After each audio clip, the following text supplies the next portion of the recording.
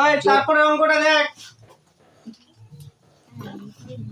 2 এর অঙ্কটা x square y minus xy square by x square minus xy। আচ্ছা এখানে দেখেন ভালো করে, এখানে কি আছে স্যার? কি আছে? মাইনাস। এখানে কি আছে স্যার? মাইনাস। এইটা সংখ্যা আর এইটা সংখ্যার সঙ্গে স্যার কাটবে না। তাহলে কি কাটতে গেলে কি অবস্থায় আনতে হবে? ওকে গুণ অবস্থায় আনতে হবে। কাটতে গেলে কি অবস্থায় আনতে হবে? গুণ অবস্থায়। কিছু বোঝা গেল না? যদি স্যার যোগ বিয়োগ অবস্থায় থাকে, যদি কি অবস্থায় থাকে?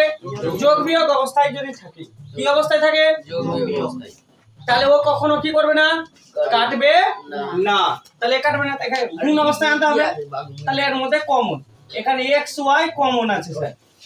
দেখ এর মধ্যে x আছে, এর মধ্যে y আছে, এর মধ্যে কটা x আছে? দুটা। দুটার মধ্যে একটা দিয়ে দিয়েছি, তাহলে এখানে একটা পড়ে থাকলো।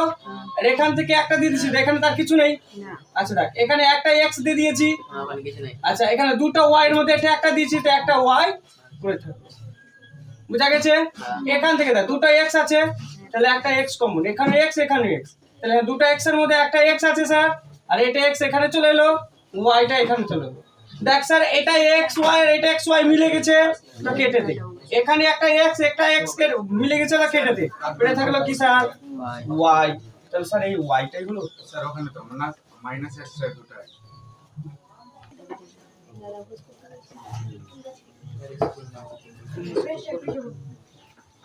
p square minus p square by x plus y ভাগিত p minus q by x square minus y square. খুব ভালো করে দেখবে, একটু আগে আমি কি বললাম?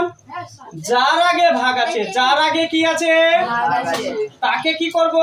গুণ। আর গুণ করে কি করব? উল্টাও। আগে ওটাই কাজ করি। p square minus q square by x plus y গুণিত, ভাগটা কি করলাম? গুণিত। এটাকে উপরে করব, x square minus y square by p minus q। আচ্ছা a square minus b square সমান সমান কি? a plus b, a minus b, এটা আমরা সূত্র পড়েছি তাই না? a square minus b square সূত্র। দেখো a স্কয়ার b স্কয়ার ফর্মুলাতে আছে কিনা? তাহলে আমি বলতে পারি p plus q, p minus q হলো x প্লাস y।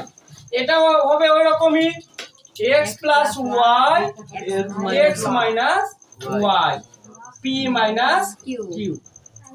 এবার দেখ p মাইনাস বলা কেটে গেল, p প্লাস বলা কেটে গেল। পরে কি থাকলো স্যার? p plus q। কি পড়ে থাকলো স্যার? p plus q। আর কি পড়ে থাকলো স্যার? x y। তো এটাকে আবার গুণ করব স্যার, এটাকে কি করব এবার? গুণ। p প্লাস q আর x মাইনাস y আছে না, তো দেখ p x minus y plus q x minus y আছে। এবার p কে একে দিয়ে গুণ কর, p কে একে দিয়ে গুণ কর, তাহলে কি হলো স্যার? px প্লাস মাইনাসে মাইনাস, py প্লাসে প্লাসে প্লাস, তাহলে হচ্ছে স্যার qx প্লাসে মাইনাসে মাইনাস qy। এটাই হলো স্যার উত্তর।